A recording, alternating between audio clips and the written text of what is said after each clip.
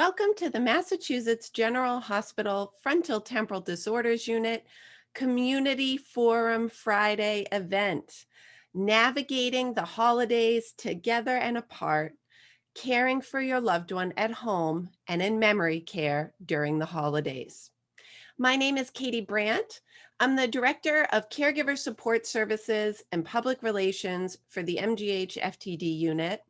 And I'm so happy to welcome community expert Kelly McCarthy to our Community Forum Friday event today. Hi, Kelly.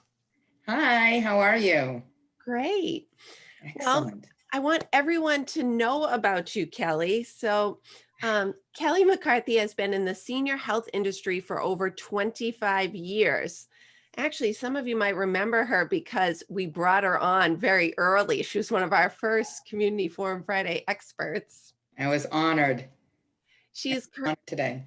Yeah, thank you. She is currently the Corporate Director of Memory Care and Resident Engagement at LCB Senior Living. Kelly is the author of Brass Ring Memoirs, encouraging stories using practical methodologies to help caregivers reach their goals in Alzheimer's and dementia care.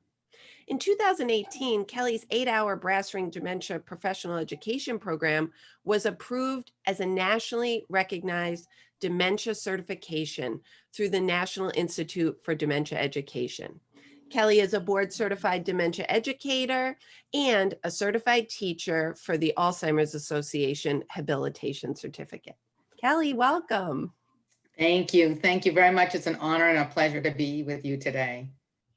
Well, I think this is a topic that our community really wants to get guidance on. Mhm. And so as we have our discussion today, I want to encourage our viewers to put a question in the Q&A box at the bottom of your Zoom screen, and Kelly and I will, do our best to answer any that come up. Absolutely. But really, I think what we wanted to talk about today was that we understand that families caring for a loved one with memory loss are living in different scenarios. Some people are caring for a loved one at home, some are caring for a loved one in memory care.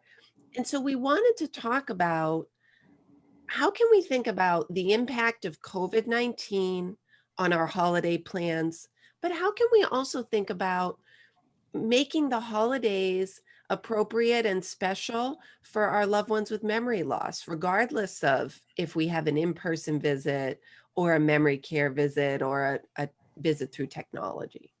Mm-hmm. Yeah, absolutely. And I think that what's really important is that we have a lot of variables that we have to kind of work out, right? Our main objective is to keep everyone safe, and to encourage and inspire the well-being of each individual that is celebrating this year during COVID-19. I think it's important in the community setting to understand that memory care, as we have seen it, has been the most vulnerable when it comes to COVID-19. And working with families and supporting this process is so important. As I had mentioned to you before, I think that three things that we work on as a company is to really make sure that any decisions that we make, number one, are within the guidelines of the CDC, really making sure that we understand. We've got red states. So if we have people visiting from red states, I mean, I think we're all red at this point, right? But really looking at that risk and then also understanding what's in the best interest of the community. And then with family members, really supporting the family member and the well-being of that individual, and making this experience the best it can be.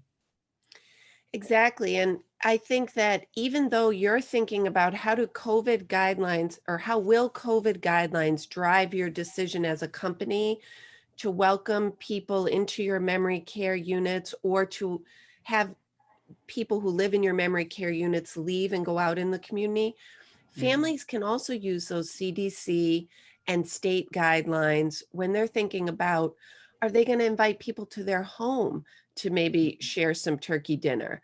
Or are they going to say, you know what, I think this year we're just going to keep it small and maybe set up the FaceTime while we say our holiday um, gratitude.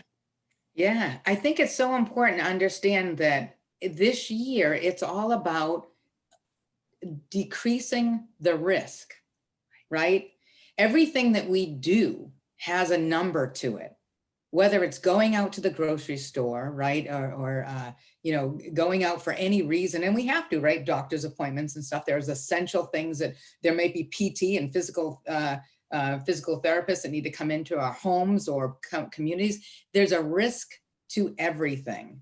And it's so important that our main objective is to get it over to that zero, get it the closest we can to that zero as we can. And I know it's hard because, I think that sometimes I've worked with families during this, the last, 7 months. And I had some family members on the phone saying, but Kelly, we do everything right. Why can't I see my loved one? I'm going to make sure we don't do anything. And it's heart wrenching. And also people have to understand that we are working with a neighborhood that has multiple family members. And so my question or my thought, and this was actually an experience I had with a family member. I said, do you think that every best practice that you take, everyone else is taking? Right? And that's when she kind of stopped and understood that some of the decisions, the hard decisions that communities have to make, isn't based on the best practices of one family. Right? And so that's why, and the CDC has some great guidelines and supportive guidelines about even the risk of small groups, right? So being creative with that as well, because even at home, you want to look at a line, right? You want to look at a line and you want the word risk to be on that line. And you've got 0 to 100. Right. So just look at that, and your decisions for the holidays should be, where is that number going to fall? Mm-hmm. Right? So kind of look at it that way to help you through the process, because our hearts, trust me, and I know you know this, Kate, my son got married this year, and for one day I had COVID disappear. I put myself at risk, but I hugged my son, right? And so it's one of those things where we have to look at the risk, weigh the risk, and make those choices and live with those choices. Right. And just because it's Thanksgiving or Christmas or New Year's, that designation on the calendar doesn't change the fact that we're all dealing with a pandemic. Right. And when you talk about hugging your son, that risk is not the same as hugging a person who might be older, have additional health conditions. And we know that living with dementia could also put someone at an increased risk to have a more difficult time with COVID. That's a very important discussion, and thank you for sharing that. It is absolutely, and as I had mentioned before, we have seen in our industry that memory care is the most vulnerable, and we've seen tragically when COVID gets into a building that the short-term memory isn't there. So what happens is, people forget that hand washing, or forget that not touching high points and things like that. So we were able to get a handle on it, but like many, whether it be long-term care or assisted livings, it can be trying. So we need to do our best and be vigilant, but high risk is something that's very, very important. And believe you me, I haven't hugged them again. It was that moment, but still, it's, you know what I mean? It's that number that we all put on life. I have to go grocery shopping every week. Right.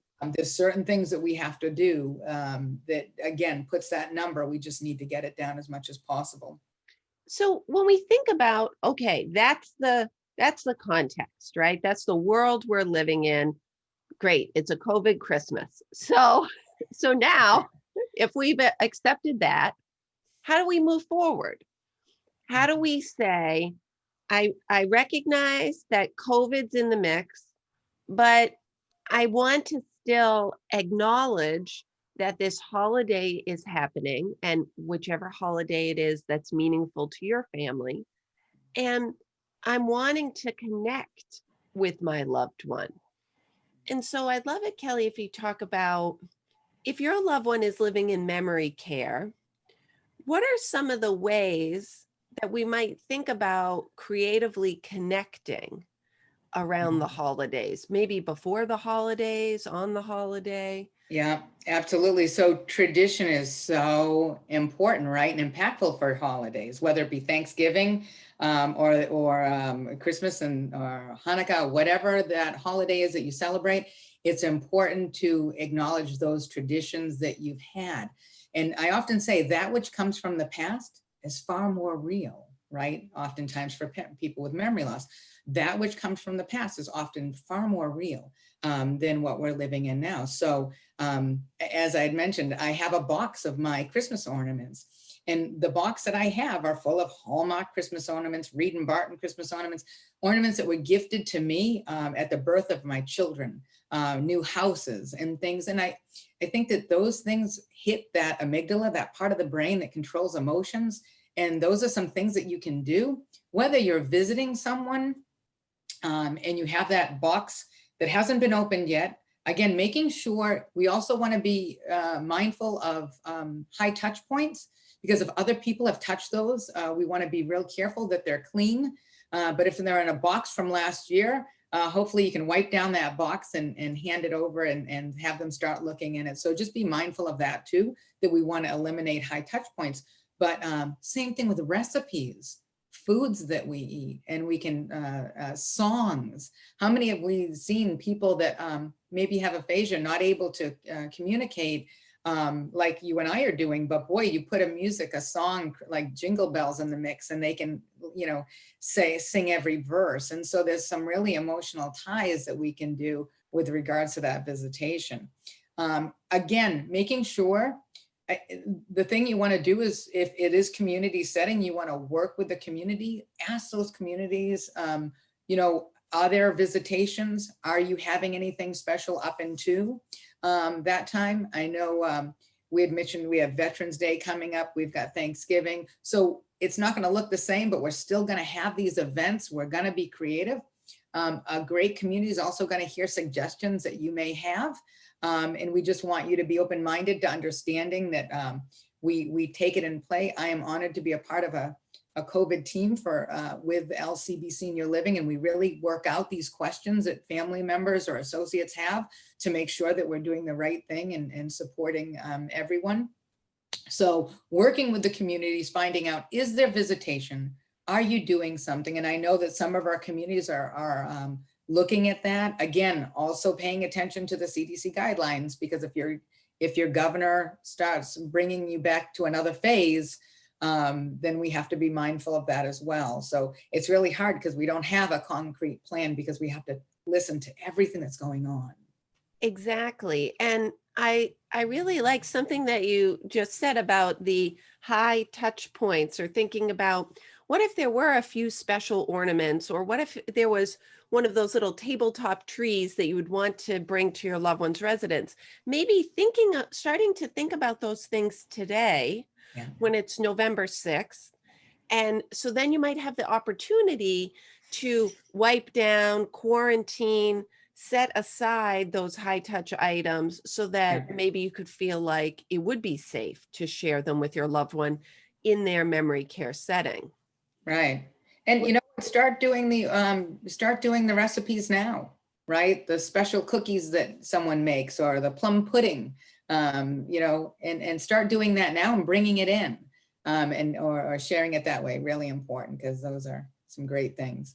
And thinking about how memories are triggered for our loved ones with memory loss. And I love how you mentioned the amygdala, because I talk a lot in our community about the idea of feelings first. Yeah. So what's important is not always the reality of the date or the reality of the pandemic, right? It's not about being right. It's about thinking, how can I make a connection with my loved one that's going to elicit positive feelings in the moment? Mm-hmm. And hopefully those positive feelings will keep going even after Yeah. maybe the visit's over. Absolutely. Yeah, I think it's really important. And I know you and I talked earlier too about novel learning, and how we have that which comes from the past, which triggers the amygdala, and putting people in such a good mood is so important. And that is key to any visit, regardless whether there's a holiday or not. Novel learning is something that we've all experienced. How many of us have gone out to a grocery store and had to walk back to our car because we forgot our mask, right? And then really just getting into the routine of things, of grabbing that mask before you go out the door. And so that is something that we see is positive in our memory care too, where we identify people in our neighborhoods that can make or break a new habit. And it's due to that gentle reminders, right? And that novel learning of mask wearing and the like. We've had now 7 months, right, or so or more at doing it. So we see some great, as long as there's those gentle, and again, it's not reminders, because we always talk about never reminding people, but reminiscing. But we talked about those talking points of being creative when it comes to that. Yeah, and Kelly, that's a great, I think, topic, whether your loved one is in memory care or at home. Yeah. If they have memory loss, what are some of the things that you can do to promote mask wearing in a way that makes it a little bit more positive? So, for example, I was spending time with my dad who has memory loss, and he said, "Can I take this mask off?" And I said, "Dad, you need to wear the mask for the pandemic. It keeps you safe." And he says, "Okay." And then a couple minutes later, he said, "Can I take this mask off?" But what could you coach us a little bit? What would be some of the phrases that would be maybe more productive if Yep. your loved one is having trouble remembering to wear their mask? Yeah, so productive versus not. So the productive ones would be keeping it positive and like, oh, I have my mask on, let's get yours, right? Or just oh, we forgot the rest of my outfit, let me get my mask. The other thing is, a lot of us wear surgical masks, and some wear home masks. In our communities, we encourage our residents to wear surgical masks. However, if it doesn't work out that way, we actually have them pick a homemade mask. And that way that, it might be a certain character or a certain, like the Red Sox, right, mask, where they, oh, that's my mask, that's my favorite team. So identifying, right, through the amygdala, those feelings of, I like this, oh, daisies, that's my favorite color, that's my favorite flower, so putting that on. So those are some creative ways. But, we often, and think about it, we often say, and I always like to bring this up, and sometimes people may say not, but people will say, oh, you forgot your mask again. Go put your mask on, right? Oh, you don't have your mask on. So you think about that. How does that sound, right? And we're all frustrated. What a crazy year this has been. And so we just want to be, kind of give that positive influence to the topic by either using a homemade or kind of saying it in a way that's loving. In a way that's loving, and to remember those feelings. So if your tone is that you're saying to your loved one with memory loss, you've done something wrong, you've missed something, I'm a little bit unhappy with Right. your presentation in front of me, that can elicit some feelings of anxiety, some feelings of, oh, I'm not doing what I'm supposed to, but I'm not really sure what I'm supposed to be doing. So Right. it's so wonderful when your statements can also be directive, Yeah. right? Like, let's Exactly. put our masks on, or, Yeah. your mask looks great, or, Yes, exactly. Oh, we're complete. Oh, this will keep you warm. You know what I mean? And so, I mean, I was outside over the weekend and it was cold. And so putting that on I was kind of like, hey, this is pretty good. I know it is. Yeah. I, So I think that is really important, no matter what setting that we're in, and to help people just to maintain that awareness. yeah. Kelly, do you have suggestions about hand washing for our loved ones with memory loss? How to help them do Yep. that? And that's really important, right? Making sure that we do that. And again, if you think about traditional, first look at the individual and identify, were they a person that washed their hands a lot? What was their occupation and the like? And then also that creative way of getting in there, making sure that we're singing that song, right? Music is so valuable. So getting a song out for 20 seconds and kind of getting that lather up so you can support them that way as well, is really, really important. If they're at home, if they're at your house and you do have a small gathering, make sure that people aren't using the same towel. Make sure you have paper towels and the like. So those are all really important. Bump it up a notch. If you're not using antibacterial soap, get that there. Hand wipes in between. So we'll do some hand wipes as well. And again, making sure those high touch points are very, are always clean. So like any chair rails that you have, a lot of people, especially at home, might walk in the house by touching furniture, right? So make sure that those high touch points are also clean as well. Very, very important. I really like the idea of modeling and doing things together, Yeah, so that you're not singling out the person with memory loss, like, oh, dad's not going to remember to wash his hands. So, dad, you have to wash your hands. But no, it's that we're all washing our hands. We're all using antibacterial um, hand sanitizer before we eat. yeah, Just trying to do things together, because yeah. modeling can help people feel like, oh, that group think I'm doing this too.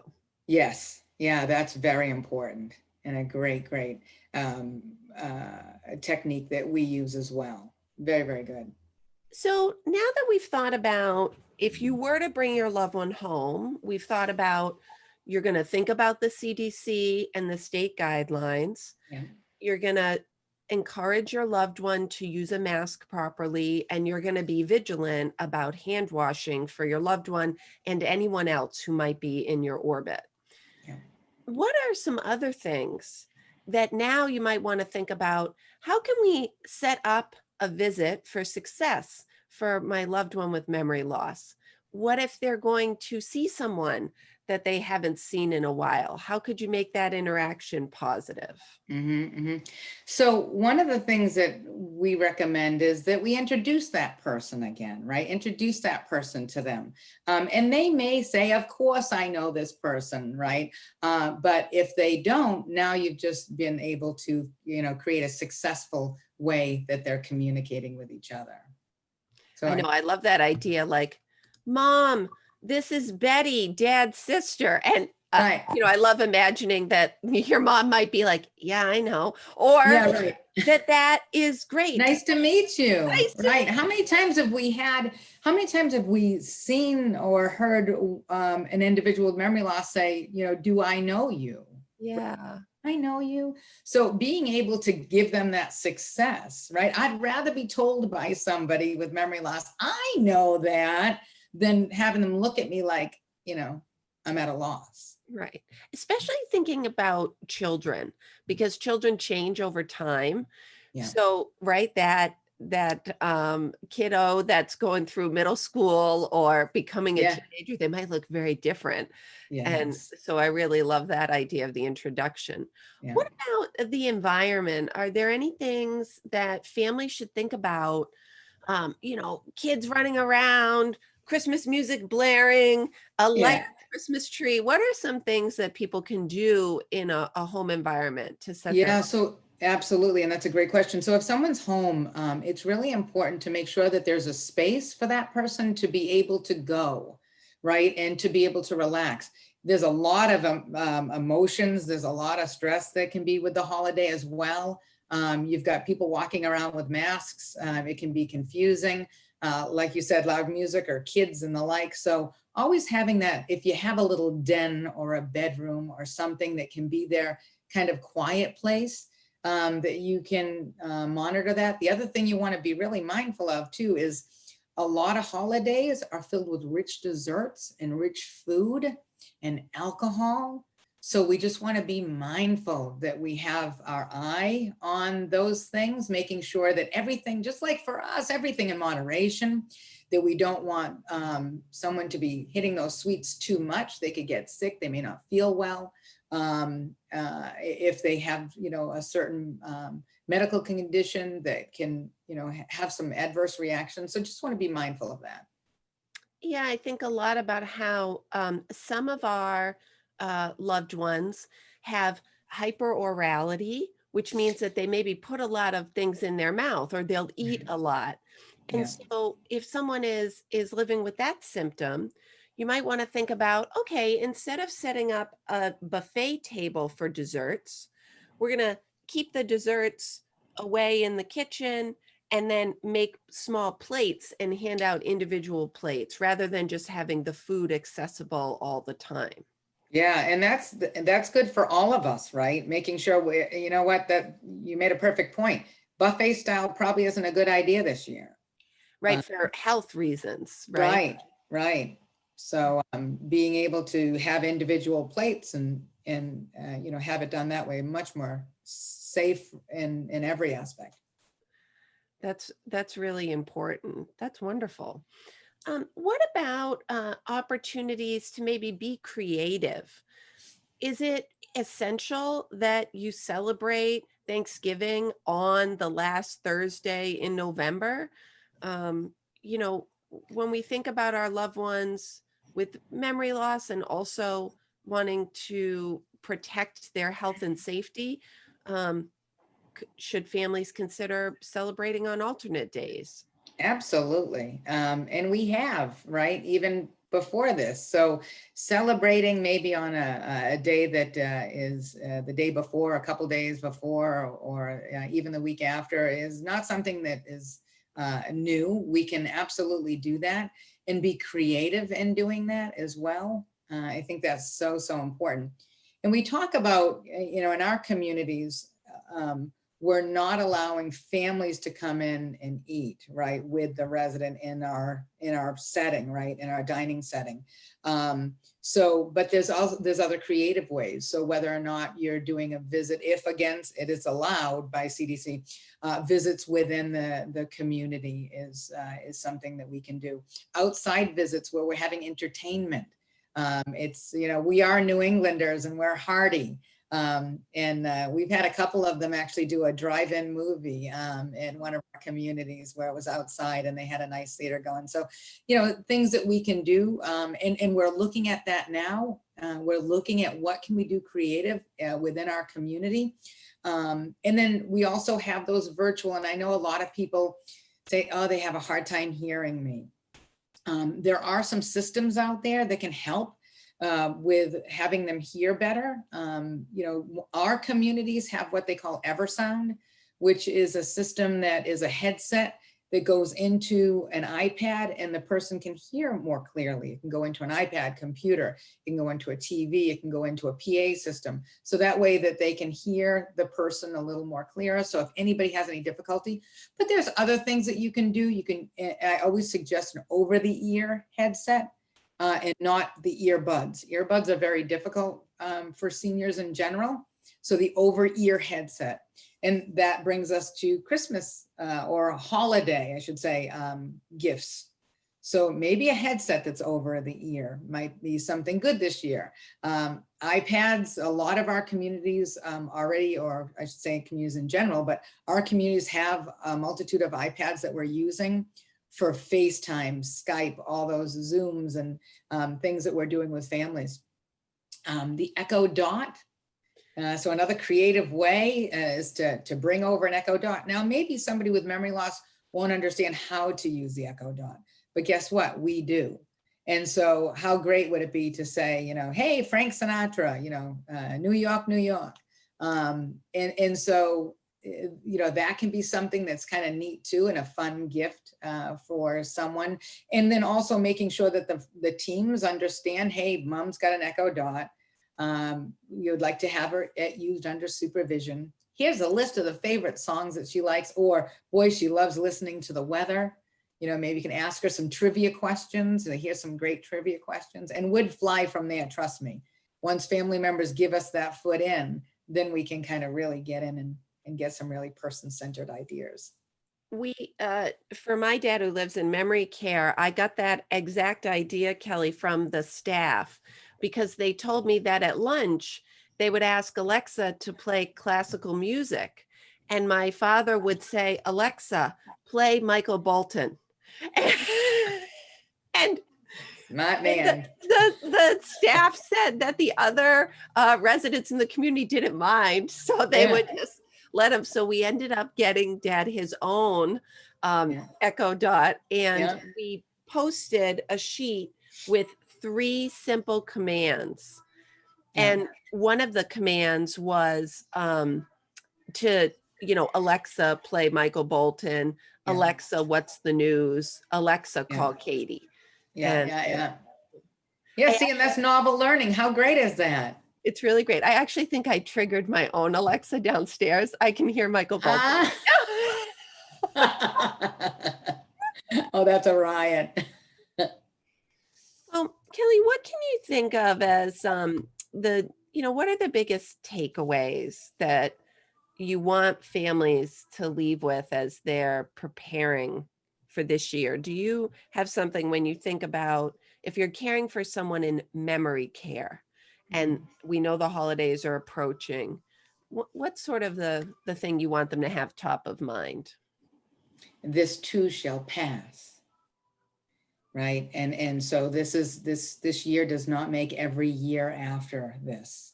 This is a moment in time, and I know it's frustrating, trust me, but it's this too shall pass. And so our main objective is the same as yours, and that's to keep your loved ones safe. Most important. And again, understanding that the best practices of one doesn't make the best practices of many. So we have to really kind of look at that. And I think lastly is about the well-being of an individual. And that well-being, does it relate to Thanksgiving on the day? Does it relate to, all the traditions of large groups and family engagement? It has to do with, like you said, the emotional aspect of everything. So look at the holiday and plan out that risk line, and then identify some of the things that you can do creatively to create that well-being and that connection with your loved one. That is so impactful. Thank you for saying that, Kelly. And Mm. thank you for being so thoughtful about the entire well-being of all of the individuals that you're caring for. Thank you for sharing your expertise with us today. That is so wonderful. And um, I wish you and all of those that you love and are caring for a beautiful, safe, healthy holiday season. Thank you, and you as well.